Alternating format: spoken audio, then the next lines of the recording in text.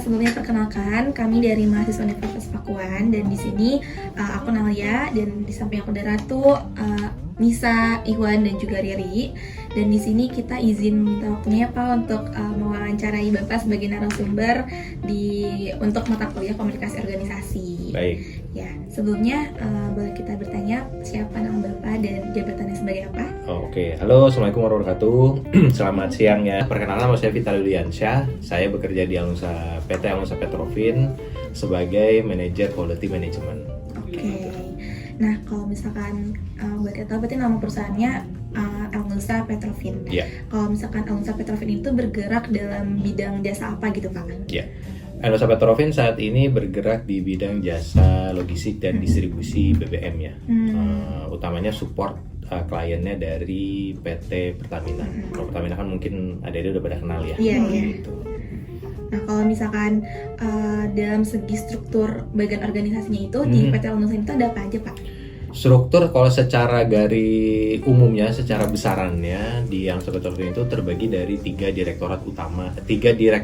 Yang pertama adalah direktorat utama, yang kedua direktorat administrasi dan keuangan, dan yang ketiga ada direktorat operasi dan marketing. Gitu. Jadi sebenarnya PT Alnusa ini tuh banyak ininya apa cabang-cabangnya juga ya? Oke, kalau kita menyebutnya lebih ke lokasi ya, bukan kantor cabang. Jadi memang daerah operasionalnya itu mencakup seluruh Indonesia, utamanya yang di luar Jawa. Ada di Jawa beberapa, tapi sebagian besar ada di luar Jawa. Gitu. Oke, berarti kalau bisa dibilang ini tuh pusatnya ya? Kantor pusatnya ada di sini di Geraha Alnusa di lantai 14 dan lantai 2. Oke. Nah, Bapak aku mau nanya juga nih perihal tantangan apa aja yang pernah dihadapi oleh perusahaan ini. Tapi sebelumnya kalau nggak salah, PT Alnusa itu termasuk pasar yang berpartisipasi di global ya? Kalau Alnusa Holdingnya, Alnusa Group secara keseluruhan seingat saya ada. Tapi kalau untuk PT Alnusa Petrovin sendiri, kita masih di Indonesia. Di nasional aja gitu ya? Nasional aja, betul. Nah, kalau misalkan dari segi tantangan nih Pak, apa aja sih yang pernah dihadapi oleh perusahaan ini? Misalkan dalam segi globalisasi, karena kan ya udah banyak maksudnya udah banyak lokasinya juga kan PT Alnusa ini, pasti banyak juga lah gitu persaingan globalnya. Terus juga ada jadi dengan dampak global juga kan bisa untuk mengurangi pekerjaan domestik gitu. Nah, dari PT Alnusa sendiri tuh ada nggak sih yang pernah dirasakan gitu secara segi tantangan yang dihadapinya gitu? Kalau tantangan utama mungkin karena kita ada di bidang logistik dan distribusi, utamanya BBM ya. Tantangan utamanya ya sebenarnya kan karena kita ke daerah, utamanya di daerah-daerah yang di luar Jawa, berarti kan kita akan menghadapi masyarakat, terus daerah lokasi operasi yang mungkin tidak sebagus kalau di kota-kota besar gitu ya. Fasilitasnya berbeda dengan kalau misalkan kita terbiasa di kota, apalagi kota besar gitu. Jadi ya memang harus disesuaikan nih. Disesuaikan dalam arti kita beradaptasi untuk memastikan bahwa yang kita angkat di Alnusa Petrovin itulah salah satunya utamanya adalah dari sisi HSSE-nya, dari sisi health, safety, security sama environment-nya, memastikan bahwa apa yang di operasional yang dijalankan itu aman, tidak mengganggu masyarakat, malah harusnya membantu masyarakat. Karena kan ini bagian dari kita menghantarkan, kalau slogannya Pertamina biasanya pernah dengar, menghantarkan energi untuk negeri. Salah satunya adalah di Petrovin ini untuk membantu menyalurkan BBM sampai ke pelosok-pelosok, ke luar Jawa, terutama di luar Jawa. Jadi kalau tantangan utamanya ditanya adalah sebenarnya bagaimana kita beradaptasi di lokasi-lokasi yang berbeda lah gitu ya dengan kultur kita di kota gitu. Yang kebiasaan di kota, kebiasaan masyarakat mungkin di daerah yang satu sama lain pasti kan berbeda kebiasaannya. Treatment mereka, ada pendatang gitu misalkan juga pasti berbeda. Nah, itu yang harus dihadapi gitu ya. Oke, nah kalau misalkan dari segi terorisme nih Pak, kan karena terorisme. Iya, jadi kan kalau misalkan PT Alnusa tadi kan juga ke berbagai macam lokasi nih Pak, berarti pasti ada aja dong ancaman kayak dari eksternal Kak, atau misalkan ancaman dari segi keamanannya gitu. Nah, itu tuh ada nggak sih kayak misalkan tantangan yang pernah dihadapinya dalam segi terorisme itu gitu? Kalau terorisme sepengetahuan saya nggak ada. Oh iya, alhamdulillah ya Pak kalau nggak ada, berarti aman sentosa.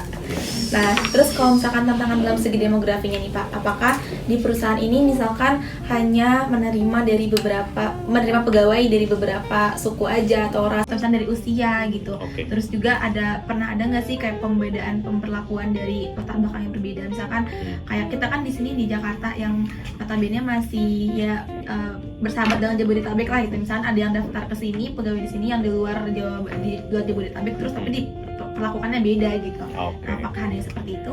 Ini sebenarnya yang paling pas mungkin rekan-rekan dari tim HC Human Capital yang lebih pas jawab ya. Tapi saya coba jawab sepengetahuan saya juga, sepengamatan saya aja.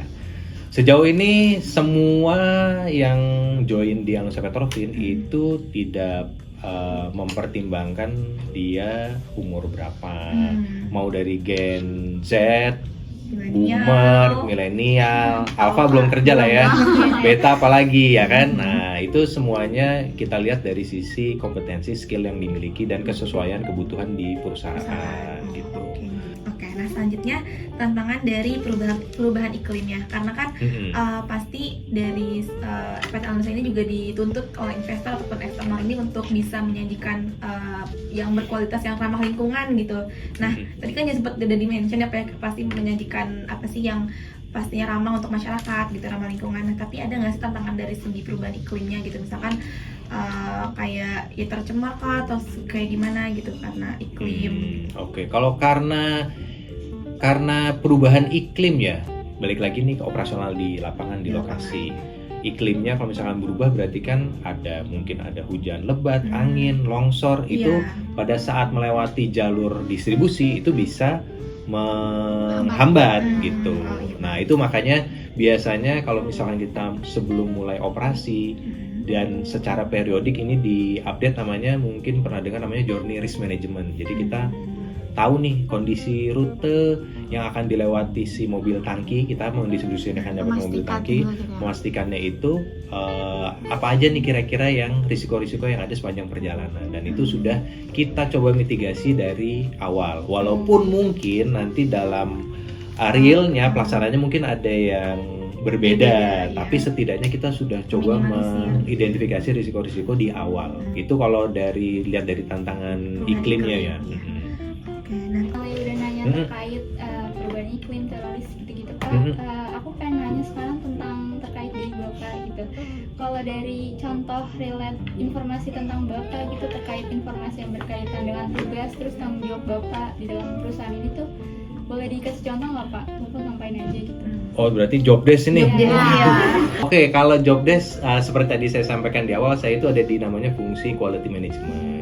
Kita menentukan standar dari kegiatan operasional baik yang di operasi maupun yang ada di support, yang utamanya di kantor pusat itu, supaya bisa menghasilkan output atau standar requirement yang mirip-mirip. Kalau sama persis mungkin sulit ya, tapi kalau misalnya kita sebisa mungkin yang mirip dan sesuai dengan requirement dari manajemen, dari pelanggan, klien maupun customer. Itu secara tugas secara umumnya. Nah, di quality management sendiri sebenarnya terbagi dari beberapa, saya nyebutnya pilar atau beberapa bagian. Yang pertama itu mengenai pengelolaan proses bisnis, yang isinya di dalamnya ada SOP, prosedur, kebijakan, itu yang pertama ya. Yang kedua mengenai quality assurance. Quality assurance itu adalah yang kita memastikan bahwa yang tadi yang udah dibikin di proses bisnis udah ada standarnya, memang berjalan sesuai ketentuan atau tidak. Itu yang kedua. Yang ketiga ada yang namanya continuous improvement. Jadi dalam tahun berjalan nih, dalam tahun kayak misalnya tahun 2025, kita tuh supaya bisa tetap menjawab tantangan bisnis yang selalu berubah, apalagi yang semakin ketat, perlu dilakukan yang namanya perbaikan berkelanjutan, continuous improvement. Nah, bahasa Indonesianya perbaikan berkelanjutan. Nah, itu bagaimana nanti kita mengkoordinir bahwa continuous improvement ini bisa terus berjalan nih di Anusa gitu. Itu yang ketiga. Yang terakhir adalah mengenai knowledge management. Knowledge management itu adalah dari seluruh kegiatan yang ada di perusahaan, kayak kegiatan operasional, project, achievement, atau mungkin kegagalan, itu harus dikelola nih informasinya. Jangan sampai kita punya sesuatu yang bagus tapi dipegang sama orang tertentu aja yang mungkin yang kemarin menjalankan. Padahal kan harusnya ini punyanya aset-aset perusahaan nih. Nah, supaya ini bisa terus berkelanjutan, bisa diketahui oleh khalayak banyak dan bisa ditiru, bisa direplikasi dan bisa tercatat, terarsipkan dengan baik sebagai aset perusahaan, itu disimpan, dikelola yang namanya fungsinya knowledge management, bagian dari quality management. Kira-kira seperti itu. Kalau tadi kan relate information kan. Kalau dari cultural informationnya Pak yang berkaitan dengan norma, nilai dan kebiasaan itu kayak ada gak Pak di sini? Oke. Di Elnusa Petrofin, di organisasi Elnusa Petrofin, di Elnusa TBK sampai Pertamina, karena kita hitungannya adalah masih afiliasi, kita ikut nilai-nilai yang ada di BUMN ya. Akhlak pernah dengar? Tadi sempat baca di depan. Nah, ya, itu adalah nilai perusahaan yang diterapkan di Pertamina Group, termasuk sampai di Elnusa Petrofin di situ. Nah, itu kita menerapkan nilai-nilai perusahaan yang namanya akhlak. Nah, itu yang memang diterapkan di Pertamina Group sampai di Elnusa Petrofin. Harapannya itu bisa membuat seluruh pekerja ini tidak sendiri-sendiri ya, maksudnya nggak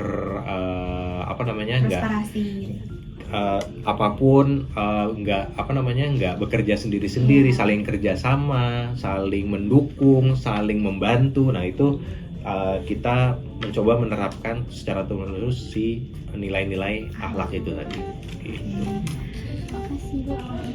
Nah, selanjutnya untuk pertanyaan selanjutnya, kalau misalkan di PT Elnusa Petrofin ini, ketika mengambil keputusan itu tuh menggunakan rational models, kayak kita tuh pasti ada riset logika dulu, data, terus menggunakan alasan yang rasional, atau menggunakan intuitive proses, kayak udah sekedar feeling aja, intuisi gitu. Oh, emang ada yang pakai intuitif ya hari gini ya? Biasanya kalau ada organisasi yang masih awal gitu, dia lebih pakai ke sense bisnisnya ya. Iya. Kalau di Elnusa Petrofin, sejauh saya tahu, saya yakin itu masih mengkombinasikan dua hal tersebut pasti. Tapi kalau yang saya tangkap, sebagian besar itu udah pasti harusnya pakai apa tadi bahasanya, rasional model ya. Itu kan pasti kita harus tahu masalahnya apa sih gitu.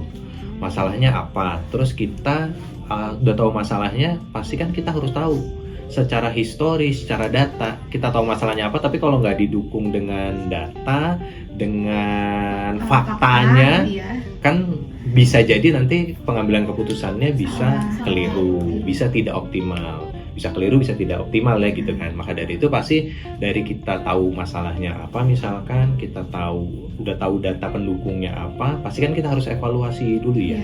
Kita nilai juga risikonya, kita nilai juga seberapa besar dampaknya dengan dari risiko-risiko tersebut.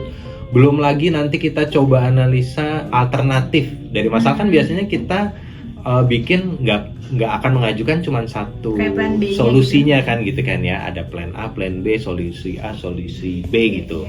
Terus kita nilai lagi nanti dari solusi-solusi tersebut yang pro dan kontranya apa. Kita harus cari kita harus cari tahu pro cons dari solusi-solusi tersebut yang paling pas dengan kondisi perusahaan, dengan target perusahaan yang mana. Nah, itu yang jadi dasar pengambilan keputusan. Saya pikir sih itu sebagian besar pasti pakai rasional, tapi bukan berarti yang intuitif ditinggalkan ya. Karena kan itu kalau kita ngomongin bisnis, apalagi sebesar gini, nggak mungkin kita cuma mengandalkan data aja, tapi ada sense yang mungkin kita nggak punya datanya, kita harus punya sense bisnisnya itu. Saya pikir masih combine, tapi sebagian besar harusnya pakai di rasional. Oh iya Pak, kan di dalam suatu perusahaan pasti ada aja konflik yang terjadi gitu kan Pak. Nah, dari konflik ini tuh biasanya perusahaan bisa dihindari dengan cara apa sih Pak? Itu tuh ada pilihannya ada apa? Avoidance atau menghindari masalah, accommodation, memenuhi kebutuhannya gitu lah Pak. Jadi kita ngalah. Terus competition, gak mau kalah, bersaing. Terus ada compromise, jalan tengahnya gitu. Terus ada berkolaborasi. Biasanya Bapak pakai yang mana? Semua yang disebutkan tadi itu pasti ada part atau pernah digunakan 1, 2 atau mana yang lebih sering ya. Kan tergantung situasi dan kondisi masalahnya. Jadi nggak bisa kita selalu menghindari terus. Atau misalkan kita maksain kompetitif terus kan, buat apa, ngapain kita selalu kompetitif, tapi kalau misalkan ternyata benefitnya nggak segitu gede, mending buat tinggalin aja gitu misalkan gitu. Jadi tergantung situasi dan kondisi. Terus kalau saat ini tuh perusahaan Elnusa Petrofin ini tuh sedang berada di tahap apa, Pak? Yang tadi si growth, harvest, decoy. Soal startup itu udah pasti nggak mungkin karena kita udah 29 tahun di tahun ini ya. 29 tahun di tahun 2025 umurnya. Nanti bulan Juni anniversary-nya, HUT-nya. Jadi kalau misalkan menurut penilaian saya, kita di tahap growth. Dan selalu mindsetnya adalah kita growth terus ya. Nah, mungkin saya bakal lanjut pertanyaan selanjutnya ya Pak. Yep. Nah kan di dalam perusahaan ini kan pasti bakalan ada yang namanya stres ya, entah itu stres dari pekerjaan atau stres dari hal-hal lainnya lah ya Pak. Nah atau bisa disebut juga dengan faktor yang dapat mengakibatkan stres ini gitu. Nah jadi apa saja sih yang dapat menjadi pemicu stres dari perusahaan ini gitu? Misalkan pemicu stres ya. Ini mungkin kayaknya untuk dari segi Bapak aja deh. Bapak stresnya kenapa nih gitu? Iya betul. Ya kadang-kadang kan kalau misalnya dalam 1 tahun gitu ya, pasti kan pekerjaan nggak melulu sesuai keinginan kita ya. Ada yang kadang-kadang tekanannya lebih banyak, lebih besar. Belum lagi kalau misalkan dikejar deadline. Tapi kalau secara umum kalau misalnya dikejar deadline, pekerjaan banyak, kalau menurut saya itu harusnya nggak jadi bikin stres sih sebenarnya. Yang kita bikin stres adalah kalau menurut saya ini lebih ke pada saat kita mau melakukan sesuatu kita kan nggak bisa kerja sendiri ya. Kadang-kadang kita perlu tim berkolaborasi juga dengan bagian yang lain, fungsi yang lain, dan mungkin mereka yang juga punya kesibukan sendiri gitu ya, Nah, bukan berarti mereka nggak mau ngebantu ya. Kadang-kadang waktunya aja yang kurang pas. Nah, itu bagaimana cara kita maintain supaya itu tuh punya challenge tersendiri. Kalau buat saya pribadi, pada saat itu belum terrealisasi atau misalkan sulit untuk berkolaborasi, padahal itu pekerjaannya adalah pekerjaan yang nggak bisa kita selesaikan sendiri, itu yang mungkin jadi tantangan utama ya gitu. Apalagi kalau di fungsi quality management nih, di bagian saya itu tuh syarat dengan bekerja sama dengan fungsi yang lain, nggak bisa saya selesaiin sendiri nih gitu. Kira-kira kayak gitu. Pertanyaan selanjutnya Pak, kayak bagaimana keberagaman di proses yang ada di perusahaan ini Pak? Kayak apa karyawannya terdiri dari kayak berbagai suku gitu, golongan, agama, ras, terus juga dari jenis kelamin, umur, sampai demografi gitu, pekerjaannya, mau dari Sabang sampai Merauke ada. Apalagi seperti yang dari saya sampai ini, kita kan lokasi pekerjaannya di macam-macam lokasi. Sudah otomatis semua suku, golongan pasti kena.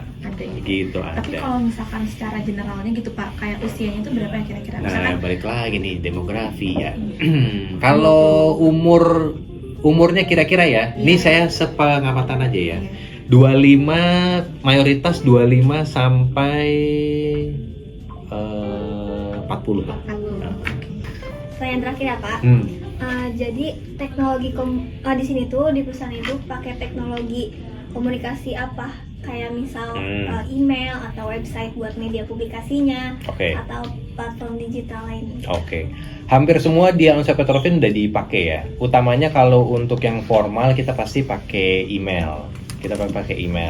Untuk komunikasi internal perusahaan nih ada pakai email, di WhatsApp juga ada, sosmednya Petrofin juga ada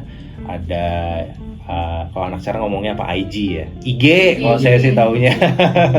IG, ada LinkedIn juga, TikTok nggak ada ya TikTok ya, hanya ada IG sama si LinkedIn aja kalau sosmed. Terus kalau komunikasi tadi ada WhatsApp, sama kita kalau di Petrovin itu ada bawaan Microsoft buat kolaborasi untuk meeting online, untuk naro data, setting jadwal, namanya Microsoft Teams gitu. Microsoft Tapi Teams. kalau berkomunikasi sama pihak internal pakai email berarti? Sama WhatsApp group. Utamanya lebih banyaknya WhatsApp group sama apa tadi, email. Tapi kalau misalkan kayak Instagram nih Pak, kan Petra ini kan pakai Instagram ya, itu tuh kayak tujuannya untuk apa? Untuk memperkenalkan Elmusa kepada publik kah? Atau memang ada hal-hal lain gitu yang digunakan? Yang di-share setahu saya kalau misalkan di IG itu ya kegiatan, update-update kegiatan sepanjang tahun ya, yang sifatnya formal maupun informal. Sudah pasti itu buat memperkenalkan Elmusa Petrovin ke khalayak masyarakat gitu ya. Lebih ke situ. Termasuk kalau misalkan ada acara-acara event internal biasa diposting tuh di IG-nya. Setahu saya sih juga nggak di private ya IG-nya. Jadi kalau misalkan mau dilihat silahkan, mungkin kebayang kira-kira di Petrovin kehidupannya kayak gimana. Kalau saya sih kalau boleh titip pesan nih ke adik-adik yang lagi masih kuliah, nanti mau masuk dunia kerja, mau yang formal, mau informal. Yang pertama ikutin aja sesuai minat ya, jangan dipaksakan. Sudah takdir udah pasti. Sudah pasti sudah takdir. Yang pertama sesuai minat, lakuin apa yang memang benar disuka. Nyamannya kita itu. Betul. Yang kedua adalah kan kita nggak hidup sendiri ya di sini ya gitu ya. Pasti ada yang kita akan interaksi sama orang, baik yang seumuran maupun di atas maupun lebih muda gitu. Kalau misalkan sekarang itu kan banyak di berita, anak-anak zaman sekarang tuh kayaknya mental health, terus katanya dinilai nggak mau kerja keras gitu ya, maunya yang gampangnya aja. Terus sama yang lebih tua tuh kadang-kadang suka bahasa saya seenaknya lah gitu. Nah, saya yakin tuh nggak semuanya seperti itu, bahkan mungkin cuma oknum-oknum aja. Nah itu boleh tuh